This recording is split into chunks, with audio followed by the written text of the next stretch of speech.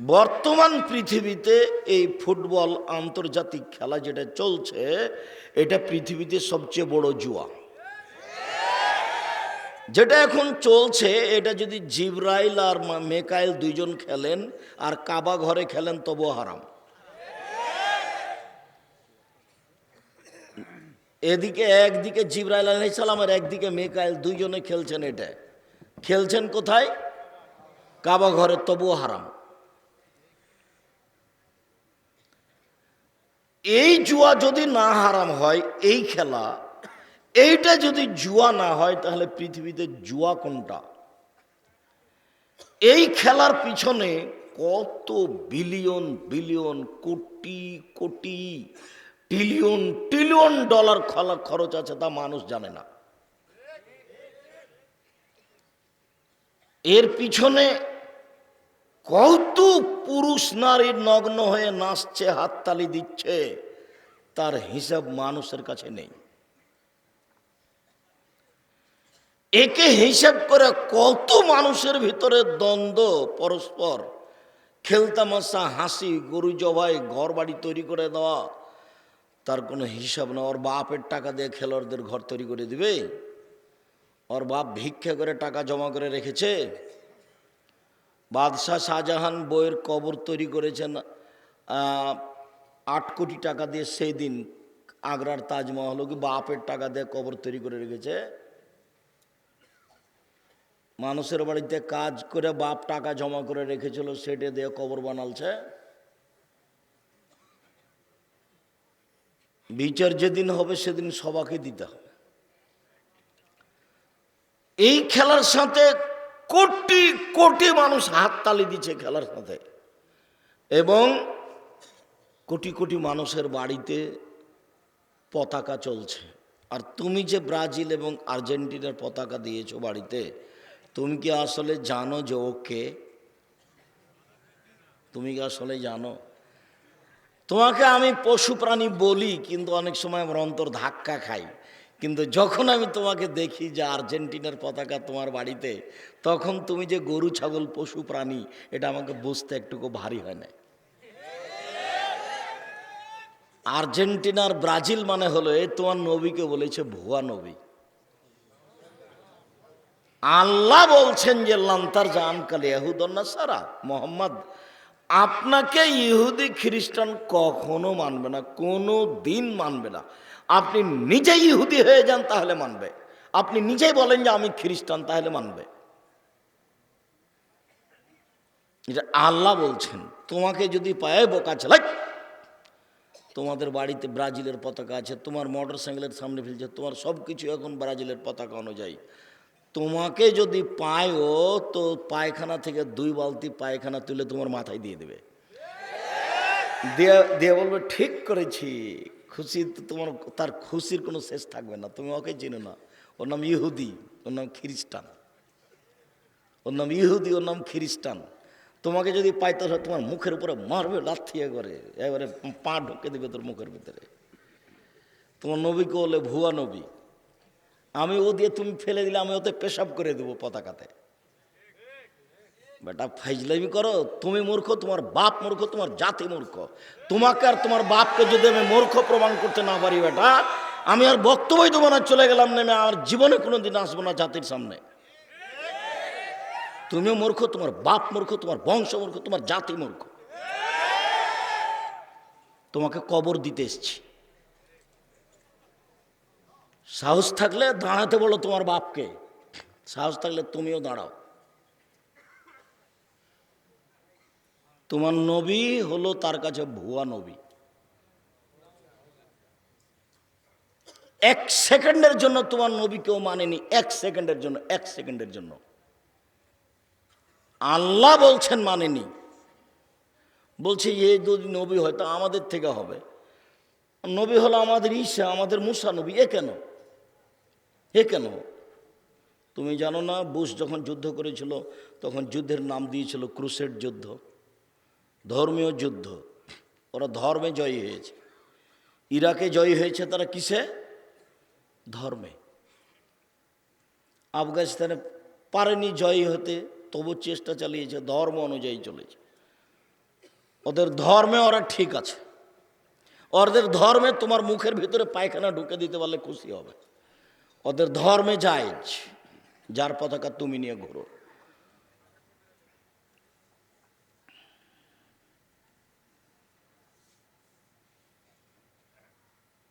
যেখানে আল্লাহ তাআলা মদ এবং জুয়াকে একসাথে উল্লেখ করেছেন, সেখানে আল্লাহর নবী মদের অনেক কথা, অনেক ধরন উল্লেখ করেছেন, কিন্তু জুয়ার কোনো ধরন উল্লেখ করেননি।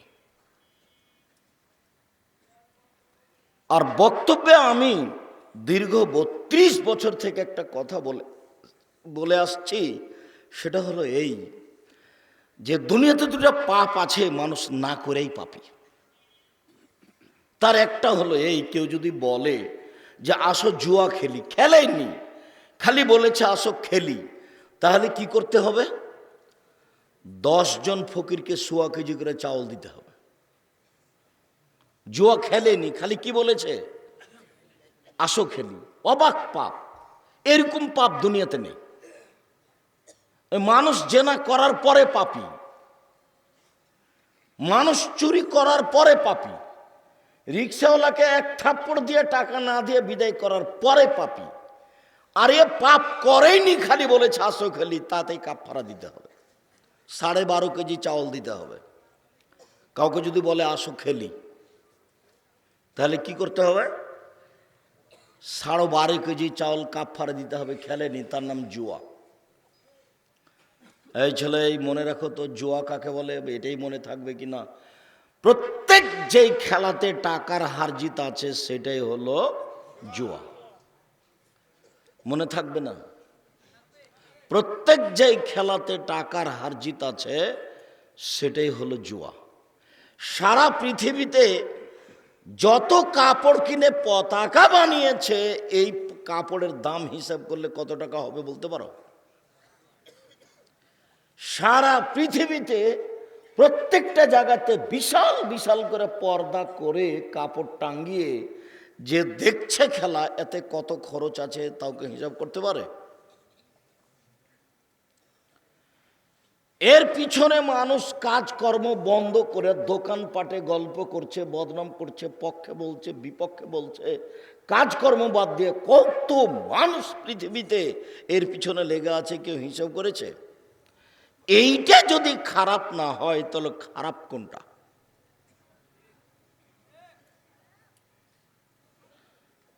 এর পিছনে কত টিভি খরচ আছে, কত কারেন্ট খরচ আছে সারা পৃথিবী জুড়ে। এইটা যদি জুয়া না হয়, জুয়া কোনটা?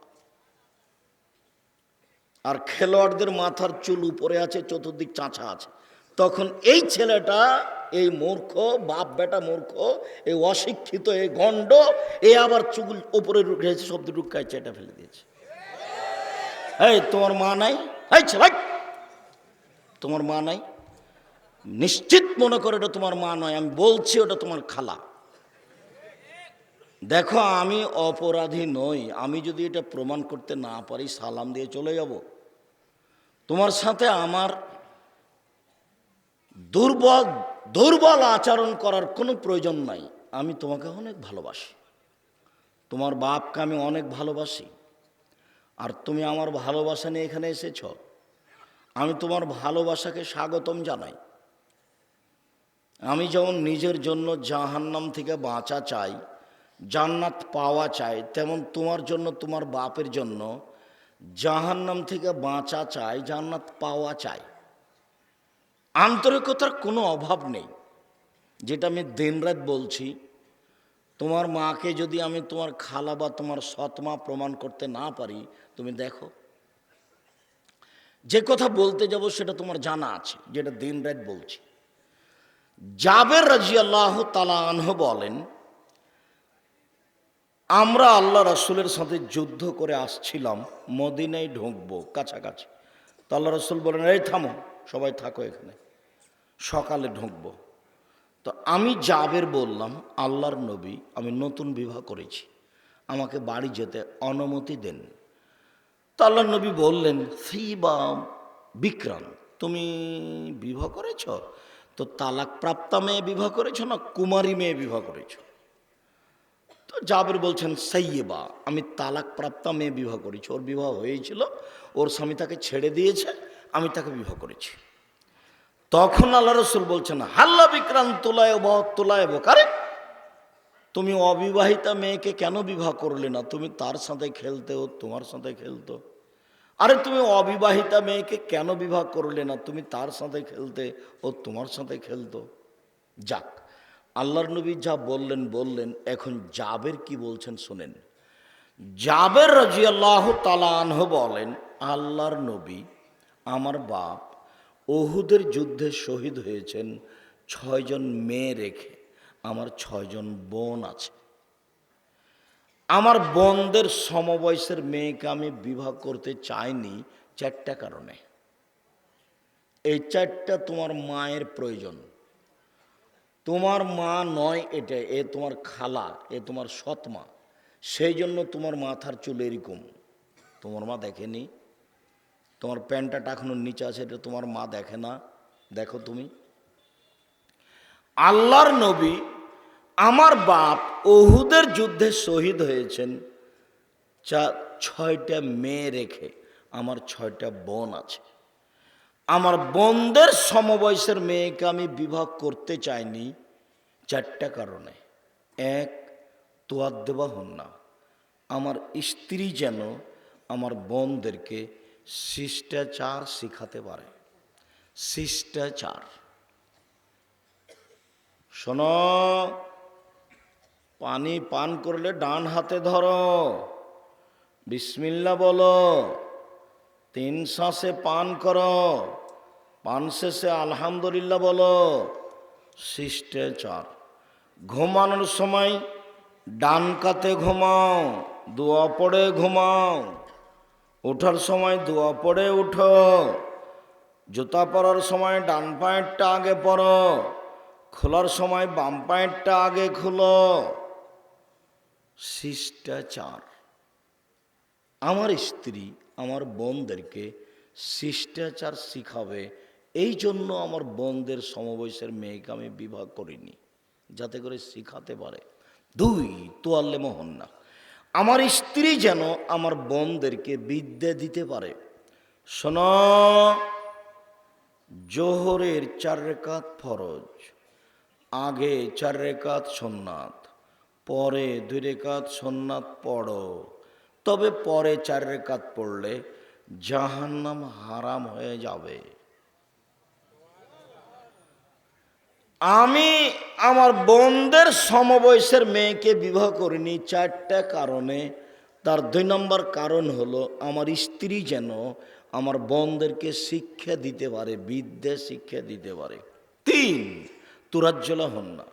আমার স্ত্রী যেন আমার বোনদের মাথার চুল চিরুনি করে দিতে পারে, পরিপাটি করে রাখতে পারে, সাজগোজ করে রাখতে পারে, সুন্দর করে যেন আমার বোনদেরকে রাখতে পারে। এই জন্য আমি আমার বোনদের বয়সের মেয়েকে বিবাহ করিনি।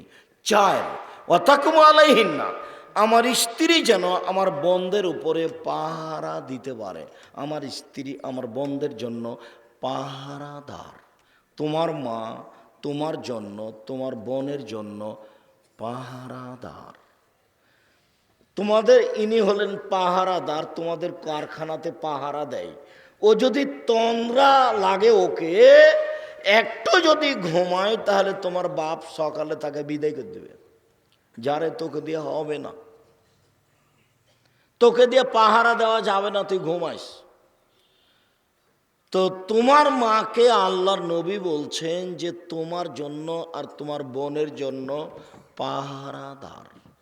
বলো, তোমার মাথার চতুর্দিকে চুল কাটা আছে আর উপরে এইভাবে ছাতা হয়ে আছে, এটা কোন পাহারাদার? বলো, তোমার প্যান্টটা টাকনোর নিচে আছে, তোমার মা কি পাহারা দেয়? তোমার বোনটা এখন বসে আছে এখানে মাথায় কাপড় না দিয়ে, ঢং ঢং করে এসেছিল, ওই যে জিলাপি কিনে চলে গেছে, ক্লাস 10-এ পড়ে। নিশ্চিত এটা তোমার খালা, এটা তোমার সৎ মা। তোমার মা ঠিক এ কথাই, কিন্তু আসলে আমি বলতে পারছি না, আমার খুব কষ্ট হয়। তোমার বোন এখানে বাজারে আসলো কি করে? তোমার মা কেমন পাহারাদার? আসলেই কি তোমার মা এটা? না আমি যেটা বলছি সেটাই ঠিক। আসলেই কি এটা খালা? আসলেই কি এ সৎমা? যা জাহান্নামে চলে যা, হাট বাজার করে গেড়া যা। এটা কি তোমার আসলে মা বলছেন? না আসলো কি করে? হাদিস বুখারী মুসলিম, সন্দেহের কোনো সুযোগ নাই। চারটে জিনিস মনে রেখো, বক্তব্য শেষ এ পর্যন্তই। এক, শিষ্টাচার। দুই, বিদ্যা। তিন, চিরুনি। চার, পাহারাদার। মনে থাকবে না মনে হয়? এক, শিষ্টাচার। দুই, বিদ্যা। তিন, চিরুনি। চার, পাহারাদার। তোমার আমার মা পরিবারে পাহারাদার। তাহলে পরিবার ভালো হবে না, খারাপ হবে কেন? কি করে তোমার মাথায় এরকম চুল থাকতে পারে? কি করে তোমার প্যান্টটা টাকনো নিচে থাকতে পারে? কি করে তুমি সুন্দর দাড়ি চাঁচতে পারো? তোমার না হাতে নখ বড় বড় আছে, তুমি নখে মেহেদি লাগাও, এটা কি করে হতে পারে? গরম পানি। সম্মানিত দিনী ভাই বোন, মহান আল্লাহ বলেন, কানিল খামরে ওয়াল মাইসির কুল ফিহিমা ইসমুন কাবীর। পৃথিবীর মানুষ মনে রেখো, আপনাকে জিজ্ঞাসা করে মদ সম্পর্কে আর জুয়া সম্পর্কে, আপনি বলেন রিজসুম মিন আমালি শয়তান, নিশ্চয় নেশাদার দ্রব্য পান করা, জুয়া খেলায় অংশগ্রহণ করা, মূর্তির আস্তানায় যাওয়া, লটারি ক্রয় করা শয়তানের কাজ, হারাম, একেবারেই হারাম, টোটালি হারাম। আব্দুল্লাহ ইবনে আমর রাদিয়াল্লাহু তাআলা আনহু বলেন, রাসূল সাল্লাল্লাহু আলাইহি ওয়াসাল্লাম বলেছেন, চার শ্রেণীর মানুষ জান্নাতে যাবে না। চার শ্রেণীর মানুষ জান্নাতে যাবে না। এক, আকুন, বাপ মাকে মানে না যে। দুই, কাম্মার, জুয়া খেলে যে। তিন, খোটা দেয় যে। চার, নিয়মিত বিড়ি তামাক জর্দা সিগারেট গুল নেশাদার দ্রব্য খায় পান করে যে। এই চার শ্রেণীর মানুষ জান্নাতে যাবে না। জুয়া কোনটা? এক, বাপ মাকে মানে না যে। দুই, জুয়া খেলে যে। তিন, খোটা দেয় যে। চার, নিয়মিত বিড়ি তামাক জর্দা সিগারেট গুল নেশাদার দ্রব্য খায় পান করে যে। এই চার শ্রেণীর মানুষ জান্নাতে যাবে না। জুয়া কোনটা? কোনটার নাম জুয়া? যেটা আল্লাহ বললেন, যেটা নবী বললেন, সেইটা কোনটা? জুয়া কোনটা? প্রত্যেক যেই খেলাতে টাকার হার জিত রয়েছে সেটাই হলো জুয়া। কুল্লু লাহবিন ইয়ালহুবি রাজুল ফাহুয়া বাতিল, সব খেলাই না যায়, সব খেলাই হারাম। তবে এক, রামিয়া হবে কৌশে, তীর নিয়ে খেলা। তীর নিয়ে মানে যুদ্ধের জন্য প্রস্তুতি নেওয়া, এইটা খেলা যায়। ও তাদিবাহুবে এমরাতেহি, স্ত্রীর সাথে খেলা, যুদ্ধের প্রশিক্ষণ নেওয়া, এই তিনটা খেলা যায়। এছাড়া পৃথিবীতে সব খেলাকে আল্লাহর নবী বাতিল বললেন, না যায়, হারাম বললেন। তিনি নিজে তার স্ত্রীর সাথে খেলায় প্রতিযোগিতায় নেমেছেন। একদিন স্ত্রীর সাথে দৌড়ালেন, তাতে আয়েশা হয়ে গেলেন জয়ী আর তিনি হলেন পরাজয়ী। আরেকদিন অনেকদিন পরে দৌড়ালেন, তখন আয়েশা রাদিয়াল্লাহু তাআলা আনহা হলেন পরাজয় আর মুহাম্মদ সাল্লাল্লাহু আলাইহি ওয়াসাল্লাম হয়ে গেলেন জয়ী। প্রতিযোগিতা। আবার আল্লাহ রাসূল বলছেন, মাল্লাইভাবে নারদেশির ফাকাদ আদখালা ইয়াদাহু ফি দামে খিনজির, কেউ যদি বসে বসে সময় কাটে এমন খেলায় অংশগ্রহণ করে, যেমন চৌসার, ছক্কা, লুডু, দাবা, পাঞ্জা, ক্যারাম বোর্ড, তাস, গেমস, আরও যত খেলা জন্ম নিয়েছে, কিয়ামত পর্যন্ত যত জন্ম নিবে, বসে বসে চলে, সময় নষ্ট হয়, শরীর চর্চা হয় না, এমন খেলায় যদি কেউ অংশগ্রহণ করে তাহলে সে তার হাতকে শোরের শুকুরের রক্তের মধ্যে ডুবিয়ে দিল। হাদিস মুসলিম। চৌসার, ছক্কা, লুডু, দাবা, পাঞ্জা, ক্যারামবোর্ড, তাস, গেমস, যত খেলা আছে, এসব খেলায় যে অংশগ্রহণ করে সে তার হাতকে শোরের শুকুরের মধ্যে রক্তের মধ্যে ডুবিয়ে দিল। তুমি যদি আসলেই মুসলমানের বাচ্চা হও, তোমার যদি গায়ে রক্ত থাকে, তাহলে আজকে গিয়ে ব্ল্যাক বোর্ডটার উপরে লাথি মেরে ভেঙে ওকে আগুন দিয়ে জ্বালিয়ে দিয়ে ঘুমাবা। আর যদি না করো তাহলে তুমি বলিয়ে যে আমি মুনাফেক, আমি বক্তব্য শুনি মানি না, বলবে যে আমি মুনাফেক। সকালে হাঁটবার বলবে আমি মুনাফেক, আমি বক্তব্য শুনি মানি না। এ পাড়া থেকে ওই পাড়া যাবে আর বলবে আমি মুনাফেক, আমি বক্তব্য শুনি আমি মানি না, আমি মুনাফেক, এভাবে বলবা। হিন্দু তো আসেনি, তুমি তো এসেছো। যদিও আমি হিন্দুকে আসতে বলেছি, আমি যখন কোনো জায়গাতে যাব তখন হিন্দুও যেন আসে, আমি তার কিছু না কিছু উপকার করবই করবো ইনশাল্লাহ। বিশ্বাস করো আল্লাহর কসম, বিশ্বাস করো আল্লাহর কসম, আমি 32 বছরে কোনোদিনও অপ্রয়োজনীয় বাক্য বলিনি। 32 বছরে আমি কোনোদিন কেসা কাহিনী বলিনি। 32 বছরে আমি কোনোদিন সরকার বিরোধী বক্তব্য দিইনি। 32 বছরে আমি কোনোদিন কারোর বিরুদ্ধে কথা বলতে যাইনি। 32 বছরে আমি কোনোদিন মানুষের কাছে পথ খরচ পাতেও চাইনি। 32 বছরে আমি কোনোদিন নিজের পরিচয় দিইনি। আমাকে যখন চাপ দিয়ে বলেছে যে বিজ্ঞাপন পোস্টারে কি লিখবো, তখন আমি বলেছি আমার নাম আব্দুর রাজ্জাক আর আমার বাপের নাম ইউসুফ, বাপ বেটা মিলে আব্দুর রাজ্জাক বিন ইউসুফ।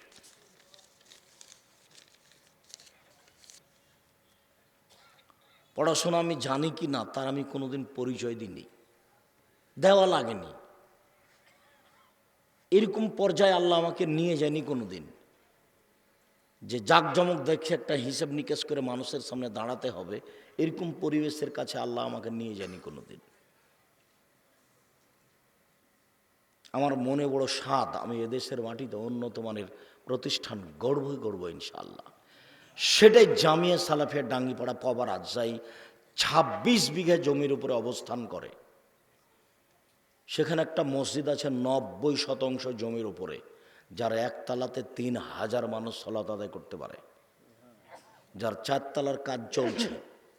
আপনার বাড়ির পাশে যেটা জামিয়া সালাফিয়া ডাঙ্গিপাড়া পবা রাজশাহী, এখানে প্রায় 2000 ছেলে পড়াশোনা করে, 850-900 মেয়ে পড়াশোনা করে এখানে, যার সম্মেলন হচ্ছে 22-23 ডিসেম্বর। কোনো লোককে নামানো হবে না, কাউকে উঠানো হবে না। শিরক মুক্ত প্রতিষ্ঠান জামিয়া সালাফিয়া, বিদাত মুক্ত প্রতিষ্ঠান জামিয়া সালাফিয়া, দল মুক্ত প্রতিষ্ঠান জামিয়া সালাফিয়া, সংগঠন মুক্ত প্রতিষ্ঠান জামিয়া সালাফিয়া, একমাত্র আল্লাহকে সন্তুষ্ট করার জন্য নিঃস্বার্থপর প্রতিষ্ঠান জামিয়া সালাফিয়া, যেখানে প্রায় 250 জন শিক্ষক শিক্ষিকা আছে সব মিলে, যাদের প্রতি মাসে বেতন লাগে প্রায় 30 লক্ষ।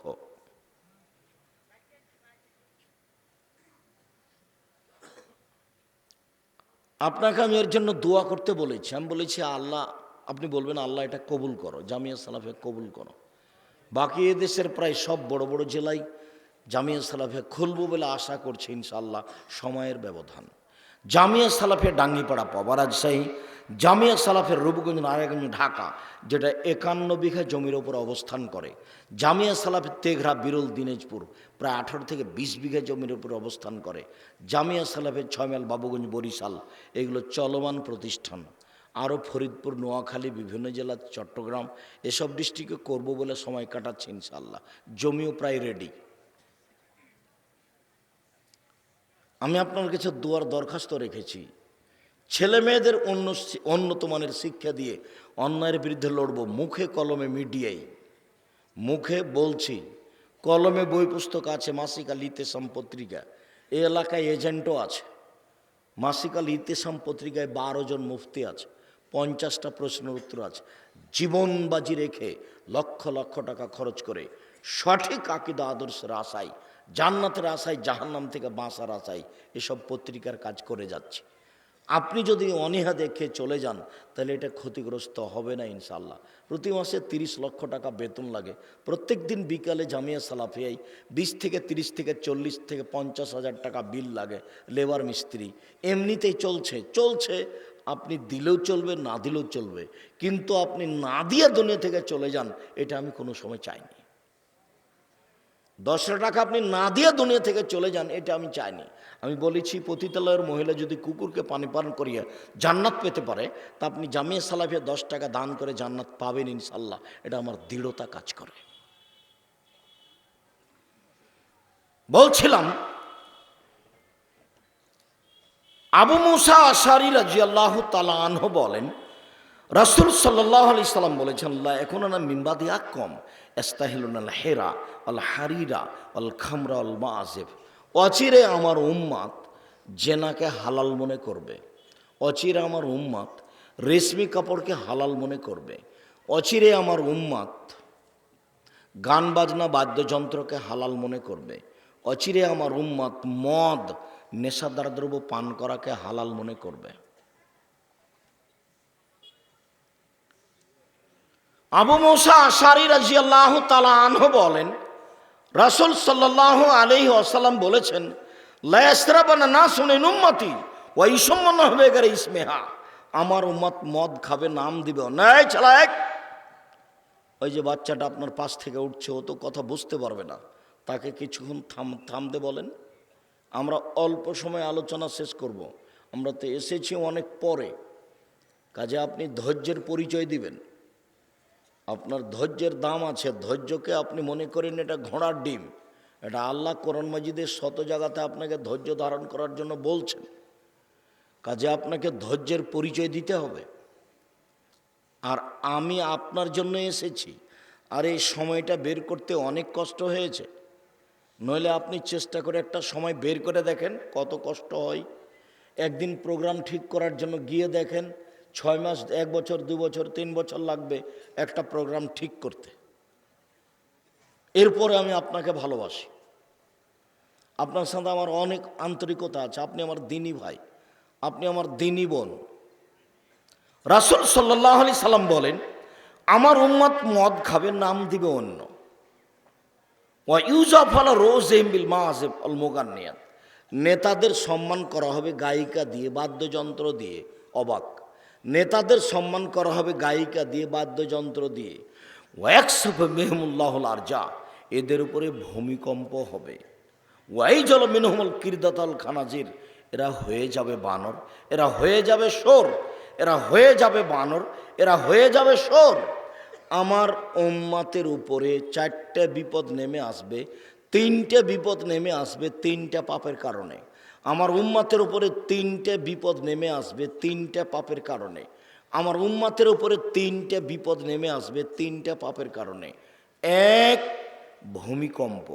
2, আকার আকৃতি পরিবর্তন। সন্ধ্যায় ছিল মানুষ, সকালে হবে শোর, বানর। 3, সর্ব ধরনের সমস্যা আমার উম্মতের উপরে নেমে আসবে। মসজিদে মারামারি, মাদ্রাসায় মারামারি, রাস্তাঘাটে মারামারি, যেখানে সেখানে অন্যায় অবিচার, কেউ কাউকে মানে না, কেউ কারো কথা শোনে না, যার যা ইচ্ছা সে তা করে, অন্যায় অবিচার দিয়ে ভেড়া, জোর করে জমি দখল করছে, মারছে, এক জমি 3 বার বিক্রি করছে, ক্ষমতা দেখে দিন কাটাচ্ছে, ভালো মানুষের উপরে মিথ্যা সাক্ষী দিয়ে ওকে জেলে দিয়ে দিচ্ছে, একজন আর একজনের ক্ষতি করার জন্য হন্যে হয়ে লেগে আছে এক শ্রেণীর মানুষ, দিন রাত এরকম করে মানুষ জীবন পার করে দিচ্ছে। আমার উম্মতের উপরে বিপদ নেমে আসবে, সর্ব ধরনের বিপদ। এই 3টে বিপদ নেমে আসবে 3টে পাপের কারণে। 1, এই যে সারিবুল খমরা, যখন তারা নেশাদার দ্রব্য পান করবে। 2, জাহারাতিল কায়নাত, যখন মেয়েরা নাচবে। 3, জারাবুল মাআজিব, যখন বাদ্যযন্ত্র প্রকাশ পাবে। সব দোকানেই বাজনা বাজে, সব মোবাইলেই বাজনা বাজে, সব দোকানে মেয়ে নাচে, সব মোবাইলে মেয়ে নাচে, সব বাড়িতেই মেয়ে নাচে, সব বাড়িতেই বাজনা বাজে। বাজনা তো হিন্দুদের কাজ। রাসূল সাল্লাল্লাহু আলাইহি ওয়াসাল্লাম বলছেন, আমার উম্মতের উপর আমার 3টে বড় ভয়। আমার উম্মতের উপরে 3টে বড় ভয়। 1, আইম্মাতাম মুজাল্লিন, আমার উম্মত আলেম ওলামা ভ্রান্ত হয়ে যাবে। আলেম ওলামা ভুল পথে চলবে, এটা আমার ভয়, 1 নাম্বার। 2, সাতালতাহেকো কাবাইলু মিন উম্মতি বিল মুশরিকিন, আমার উম্মত হিন্দুদের সাথে মিশে যাবে। গান বাজনা ওদের কাজ, বাদ্যযন্ত্র তাদের কাজ। এক সময়ে হিন্দুদের বাড়িতে বাজনা বাজতো, সবাই সেদিকে ছুটে যেত। এখন সব মোবাইলই বাজনা বাজে, সব দোকানে বাজনা বাজে, সব দোকানে মেয়ে নাচে, সব বাড়িতে মেয়ে নাচে, সব দোকানে বাজনা বাজে। আল্লাহ তাআলা বলেন, বুঝেও বোঝে না ওরা অন্তর আছে, বোঝে না। দেখেও দেখে না ওরা চক্ষু আছে, দেখে না। শোনেও শোনে না ওরা কান আছে, শোনে না। উলাইকা কালা নাম, তারা পশু প্রাণীর মতো, তারা গরু ছাগলের মতো, তারা কুকুর স্ত্রীর মতো, বালু মাজাল বরং তার চেয়ে খারাপ। এই ছেলে শোনো, তোমাদের বাড়িতে একটা বড় টিভি আছে, তো টিভি যখন চলে তখন তুমি থাকো, তোমার মা থাকে, তোমার বোন থাকে, তোমার দোলাভাই থাকে, তোমার চাচি থাকে, তোমার চাচা থাকে, আর ল্যাংটা মেয়ে চলে আসে তোমাদের সামনে। তোমাদের কাউকে একটু কেমন কিছু মনে হয় না? বলো তো, এগুলো পশু প্রাণী না মানুষ? মানুষ যদি ইন্নালিল্লাহ, ছি ছি ছি ছি, যে ল্যাংটা বেটা, এই বন্ধ করো বন্ধ করো, এটা বন্ধ করো, তাহলে এটা খারাপ লাগতো। এখানে মেয়ে আছে, এখানে জামাই আছে।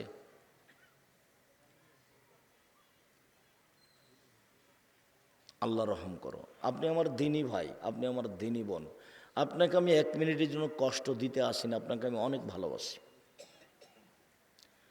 আপনি নিজের বিবেচনা নিজের কাছে করুন। মানুষ কিন্তু মানুষ, মানুষ পশু নয়। আল্লাহ মানুষকে পশু বলেননি, বলেছেন পশুর মতো। বুঝেও বুঝে না ওরা অন্তর আছে, বুঝে না। দেখেও দেখে না ওরা চক্ষু আছে, দেখে না। শোনেও শোনে না ওরা কান আছে, শোনে না। উলাইকা কালানাম, তারা পশু প্রাণীর মতো, তারা গরু ছাগলের মতো, তারা কুকুর শ্রেণীর মতো, বালহুমাজাল বরং তার চেয়ে খারাপ। মতো বলছেন, বলেননি যে কুকুর শ্রীগাল। কেন? কুকুর শ্রীগাল কোনোদিনই পরিবর্তন হতে পারবে না, মানুষ পারে। মুআয ইবনে জাবাল রাদিয়াল্লাহু তাআলা আনহু বলেন, রাসূল সাল্লাল্লাহু আলাইহি সাল্লাম বলেছেন, পৃথিবীর মানুষ শুনে রেখো, ইন্নাল হাজাল আমরা বাদা নবুওয়াতান রাহমা, নেতৃত্ব শুরু হয়েছে নবী দিয়ে ও দয়া দিয়ে। নবীর নেতৃত্ব চলেনি আল্লাহর দয়া ছাড়া। সময়ে কোনো খেলাফাতানা রাহমা, তারপর নেতৃত্ব শুরু হয় খেলাফাত দিয়ে ও দয়া দিয়ে। উমারের নেতৃত্ব চলে না আল্লাহর দয়া ছাড়া। সুম্মা মুলকানা জুজান, এরপর নেতৃত্ব শুরু হয় জোরজার মুল্লুকতার, এরপর নেতৃত্ব শুরু হয় জোরজার মুল্লুকতার। সুম্মা এখনো জাবরিয়াতান ওয়াতুয়ানা ফাসাদান ফিলার, যে এরপর নেতৃত্ব শুরু হবে জোর করে, পিটিয়ে, মানুষকে হত্যা করে, যে কোনো মূল্যে মানুষ নেতা হবেই। তখন তাদের 4টা স্বভাব হবে। 1, এস্তাহেলুনাল হারিরা, এরা রেশমি কাপড় হালাল মনে করবে, বিছানে মখমল চাদর থাকবে। 2, অল ফরুজা, এরা জেনাকে হালাল মনে করবে। 3, অল খমুরা, মদকে হালাল মনে করবে। 4, ইরজাকু আলাইহিম, দিন ধনী হয়ে যাবে, টাকা পয়সার অভাব থাকবে না, ব্যাংক ব্যালেন্স সব তাদের, কোনো চিন্তা নেই। ওয়া ইরজাকু আলাইহিম ওয়া ইনসুরুনা, তাদের সাহায্য করা হবে। এই 4টা স্বভাব হবে তাদের। ক্ষমতার ভিত্তিতেই টাকা উপার্জন করবে। ক্ষমতা মানে টাকা, আসলে ক্ষমতা মানে নিঃস্ব হওয়া, দেউলিয়া হয়ে যাওয়া। কেন? যেটুকু নিজের ছিল সেটুকুকে জনগণকে দিলাম, আর যা সরকারিভাবে ছিল সেটুকুকে জনগণকে দিলাম। যখন নেতৃত্ব শেষ হয়ে গেল তখন আমি নিঃস্ব হয়ে গেলাম, তার নাম নেতৃত্ব। যখন উসমান খলিফা হলেন রাদিয়াল্লাহু তাআলা আনহু, তিনি বলছেন, সৌদি আরবের মাটিতে, এই বিশাল ভূখণ্ডে উসমানের চেয়ে কোনো ধনী মানুষ ছিলেন না গোটা সৌদি আরবে। তারপরে যখন নেতৃত্ব ছেড়ে দিতে হলো, শহীদ হওয়ার সময় চলে আসলো, তখন তিনি বললেন যে হজ করতে যাওয়ার জন্য একটা উট আছে, আর কিছু নেই। অথচ সৌদি আরবে সবচেয়ে বড় ধনী, হজ করতে যাওয়ার জন্য একটা উট আছে। আর এখন যারা নেতা হচ্ছে তাদের দেখবেন গাড়ি বাড়ি, ঢাকায় এখন ওরা আছে। আল্লাহ নবী বলছেন যে জোর করে নেতা হবে তখন চারটা স্বভাব হবে তার। এক, রেশমি কাপড় থাকবে তার। দুই, জেনা থাকবে তার। তিন, মদ থাকবে তার। চার, টাকা থাকবে তার। চারটা।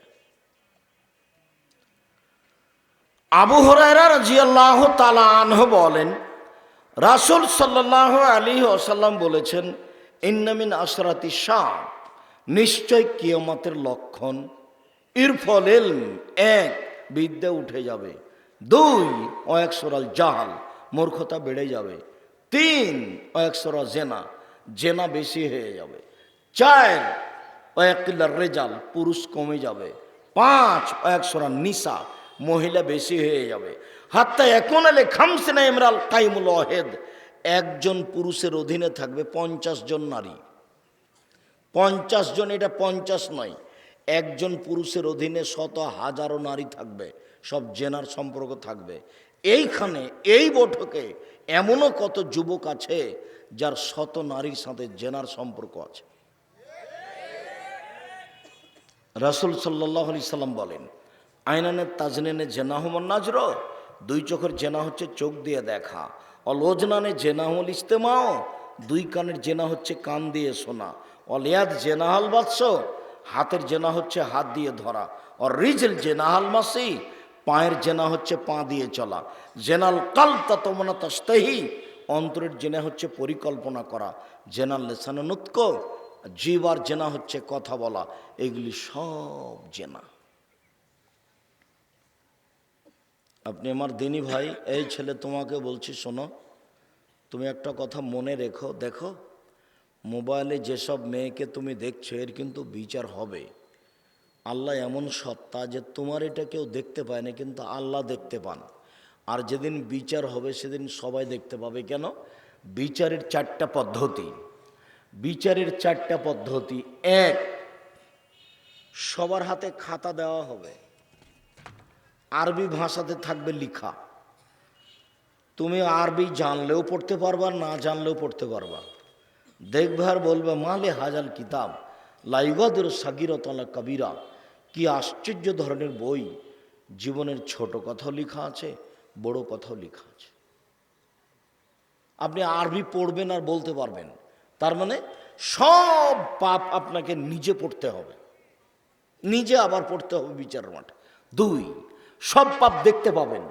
আল্লাহ বলছেন, মিসকালা যারাতিন খাইরাইয়ারা মিসকালা যারাতিন শাররাইয়ারা, বিন্দু মাত্র যদি পাপ করে থাকেন সেটা আপনি দেখতে পাবেন। দেখার পদ্ধতি আল্লাহ রাসূল বলছেন, এনজোরো আইমানা মিনহ, সে তার ডান দিকে লক্ষ্য করবে। ফাইয়ারা মা কাদ্দামা মিন আমালিহি, পুরো জীবনের সব কর্ম দেখতে পাবে ডান দিকে তাকানোর সাথে সাথে। সময় এনজোর আসমা মিনহ, তারপর বাম দিকে লক্ষ্য করবে। ফাইয়ারা মা কাদ্দামা মিন আমালিহি, পুরো জীবনে যা করেছে সব কিছু বাম দিকে দেখতে পাবে। তার মানে আপনাকে দেখানো হবে সে পাপ। পৃথিবীর সব মানুষকে তার পাপ নাকি দেখানো হবে। এটা হলো 2 নম্বর পদ্ধতি। 3 নম্বর পদ্ধতি হলো এই যে মাটি কথা বলবে। ইয়াউমাইজুন তুহাদ্দিসু আখবারাহা, মাটি টপ টপ টপ টপ করে কথা বললে আপনি কি অন্যায় করেছেন সব বলে দিবে মাটি। 4, হাত কথা বলবে আপনি কি করেছেন, সব কথাগুলি হাতে টপ টপ টপ টপ করে বলবে। যখন হাতের বলা শেষ হবে তখন পায়ে বলবে, তুমি ঠিক বলেছ। মনে থাকবে না মনে হয়? মানুষকে অপরাধী প্রমাণ করার কয়টা পদ্ধতি? 4টা। সম্মানিত দিনী ভাই বোন, আমরা আপনাকে আন্তরিকভাবে আজকের অতি অল্প সময়ের বক্তব্যে যেটা আমি জোরালোভাবে অনুরোধ জানিয়েছি সেটা আপনি মনে রাখবেন। আমার নাসিহাতে 4টা কথা মনে রাখেন। 1, 5 ওয়াক্ত সালাত, কোনোদিন 5 ওয়াক্ত সালাত থেকে দূরে থাকিয়েন না। 2, হালাল রুজি, যেভাবেই হোক, চকলেট বিক্রি করা হোক, কাপড় বিক্রি করা হোক, দিন মজুরি করা হোক, হালাল রুজি। 3, একটু কোরআন তেলাওয়াত, অন্তত ইখলাস। প্রত্যেক দিন সকালে বা বিকালে সূরা ইখলাস 3 বার পড়বেন অন্তত, দিয়ে নিজেকে বলবেন যে আমি কোরআন মাজিদ পড়ি। আর যদি নিয়মিত কোরআন মাজিদ পড়তে পারেন ভালো, পড়েন। সূরা বাকারা যদি পড়তে পারেন তাহলে সূরা বাকারা আপনার পক্ষে বিচারের মাঠে তুমুল যুদ্ধ করবে। খুব তর্ক বিতর্ক লাগিয়ে দিবে আল্লাহর সাথে আপনার পক্ষে আপনাকে জান্নাতে নিয়ে যাওয়ার জন্য। সূরা বাকারা আর সূরা আলে ইমরান।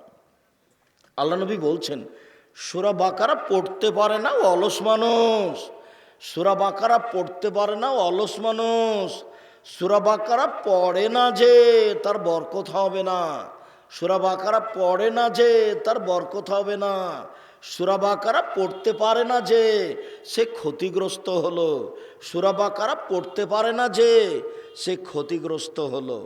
কোনোটাই যদি না পারেন তাহলে আপনার একটা কথা আপনাকে আমি মনে রাখার জন্য অনুরোধ জানাচ্ছি যে 4টে কর্ম যাদের কবরের শাস্তি হয় না। 1, জুমার দিন মারা গেলে কবরের শাস্তি হয় না। 2, শহীদ হলে কবরের শাস্তি হয় না। 3, পেটে ব্যথায় মারা গেলে কবরের শাস্তি হয় না। 4, সূরা মুলক রাতে পড়ে ঘুমালে কবরের শাস্তি হয় না। ওপরের 3টা পারবেন না। জুমার দিন মরণ হবে কিনা আপনি বলতে পারছেন না। আপনি শহীদ কিনা, বাংলাদেশে তো সবাই শহীদ, তখন কে যে শহীদ তো বিচার মাঠে ধরা পড়বে। 3, পেট ব্যথায় মারা গেলাম, পেট ব্যথায় আমি মারা গেলাম কি না এটা যে কোন ব্যথা তা তো আমি নিশ্চিত বলতে পারছি না। থাকলো সূরা মুলক। সূরা মুলকের 2টা সুবিধা, একটা হলো কবরের শাস্তি হবে না, বন্ধ, আর আরেকটা হলো বিচারের মাঠে যতক্ষণ পর্যন্ত ক্ষমা না হবে ততক্ষণ পর্যন্ত সূরা মুলক আপনার পাশ থেকে যাবে না। সূরা বাকারা কতক্ষণ থাকবে তা বলা যায় না, তবে সূরা বাকারা খুব তুমুল ঝগড়া করবে আল্লাহর সাথে, চলে যাবে না কি এক সময় না শেষ পর্যন্ত থাকবে, এই কথা মুহাম্মদ সাল্লাল্লাহু আলাইহি ওয়াসাল্লাম বলেননি। তবে মুহাম্মদ সাল্লাল্লাহু আলাইহি ওয়াসাল্লাম বলেছেন সূরা মুলক ক্ষমা না হওয়া পর্যন্ত যাবে না।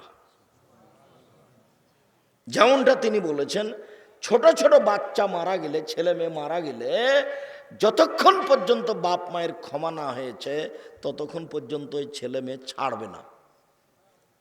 যার জন্য বলি যে 1টা 2টা ছেলে মেয়ে নিলে হবে, 2টা ছেলে মেয়ে নিয়েছেন তো কয়টা মরবে আর কয়টা থাকবে? 10-12টা ছেলে মেয়ে হলে 2-1টা মারা যাবে, 5-7টা থাকবে। যেমন আপনারা 10-12 ভাই বোন, 2-3 জন মারা গেছে, 5-7 জন আছেন। বেশি ছেলে মেয়ের অনেক সুবিধে, ছেলেই মাত্র 1টা, ছেলেই মাত্র 2টা, তো কয়টা মরবে আর কয়টা থাকবে? বড় ভুল এগুলো। ছেলে মেয়ে বেশি নেন, রুজি বেশি হবে, বিচারের মাঠে সফলতা অর্জন করতে পারবেন। সম্মানিত দিনী ভাই বোন, আমি আপনাকে অনুরোধ জানাচ্ছিলাম যে 4টা নসিহতের 4 নম্বর হলেই দোকানে বসে আড্ডা পিটবেন না। যেখানে 2 জন বসে আছে সেখানে বসবেন না। এখানে 2 জন বসে কথা বলছে আপনি ওখানে যাবেন না। যদি যেতেও হয় জরুরি কারণে তাহলে দাঁড়িয়ে দাঁড়িয়ে কথা শেষ করে চলে যাবেন। আড্ডা পিটবেন না কোনো সময় 1 মিনিটের জন্য। কখন যে কোন কথা বলে ফেলবেন যার কারণে তাহাজ্জুদ আর টিকতে পারবে না, হজ করে আর আপনি টিকতে পারবেন না। কাজেই আপনি ওই জায়গাতে বসবেন না। 4টে কথা: 1, 5 ওয়াক্ত সালাত; 2, হালাল রুজি; 3, কোরআন তেলাওয়াত; 4, 2 জন যেখানে বসে আছে সেখানে না বসা, আড্ডা না পিটা। এটা মনে থাকবে না মনে হয়? আপনি চেষ্টা করেন, আপনি সফল হতে পারবেন ইনশাআল্লাহ। রাসূল সাল্লাল্লাহু আলাইহি ওয়াসাল্লাম বলেন, পৃথিবীর মানুষ মনে রেখো, নেশাদার দ্রব্য পান করা এমন একটা জিনিস, এমন একটা পাপ, কেউ যদি একবার নেশাদার দ্রব্য পান করে 40 দিন আল্লাহকে রাজি করতে পারবে না। রাসূল সাল্লাল্লাহু আলাইহি সাল্লাম বলেন, নেশাদার দ্রব্য পান করা এমন পাপ, মান শারাবাল খামরা, কেউ যদি একবার নেশাদার দ্রব্য পান করে, লাম তুকবাল লাহু সালাতুন 40 লাইলা, তাহলে 40 দিন তার নামাজ কবুল হবে না। এরকম পাপ দুনিয়াতে নেই। রাসূল সাল্লাল্লাহু আলাইহি সাল্লাম বলেন, সারবুল খামরি কা আবেদ ওয়াসানিন, নেশাদার দ্রব্য পান করা হচ্ছে মূর্তি পূজার মতো পাপ। সরস্বতী, ভগবতী, কালী, দুর্গা এদের পূজা করলে যেমন পাপ হয়, নেশাদার দ্রব্য পান করলে তেমন পাপ হয়। রাসূল সাল্লাল্লাহু আলাইহি সাল্লাম বলছে, কোনো পাপকে এভাবে মিলানো নেই। চুরি হোক, জেনা হোক, ডাকাতি হোক, সুদ হোক, ঘুষ হোক, কোনো পাপকে এইভাবে উল্লেখ করা হয়নি। যেটা নেশাদার দ্রব্যকে বলা হয়েছে। রাসূল সাল্লাল্লাহু আলাইহি ওয়াসাল্লাম বলেন, পৃথিবীর মানুষ শুনে রেখো, 3 শ্রেণীর মানুষ জান্নাতে যাবে না। এক, মধুমিলুল খামর, যারা নিয়মিত বিড়ি, তামাক, জর্দা, সিগারেট, গুল, নেশাদার দ্রব্য খায়, পান করে, তারা জান্নাতে যাবে না। 2, ও রাজলাতু মিনান নিসায়ে, পুরুষের বেশধারী নারী জান্নাতে যাবে না। যারা পুরুষের জুতা স্যান্ডেল পরে, যারা পুরুষের শার্ট প্যান্ট পরে, যারা পুরুষের পোশাক পরে, যারা গেঞ্জি গায়ে দিয়ে চলে, ওরা জান্নাতে যাবে না। 3, ও দায়ুস আল্লাযী কুরফি আলাল খাবাসা, যে তার বাড়িতে বেহায়াইর সুযোগ দিয়েছে, ও জান্নাতে যাবে না। রাসূল সাল্লাল্লাহু আলাইহি ওয়াসাল্লাম বলেন, 3 শ্রেণীর মানুষ জান্নাতে যাবে না। 1, আক্কন, বাপ মাকে মানে না যে। 2, মধুমিলুল খামরে, নেশাদার দ্রব্য পান করে যে। 3, মুকাদ্দিবুল বিল কাদারে, ভাগ্যকে অস্বীকার করে যে ভাগ্যকে অস্বীকার করে সে জান্নাতে যাবে না। রাসূল সাল্লাল্লাহু আলাইহি সাল্লাম বলেন, 3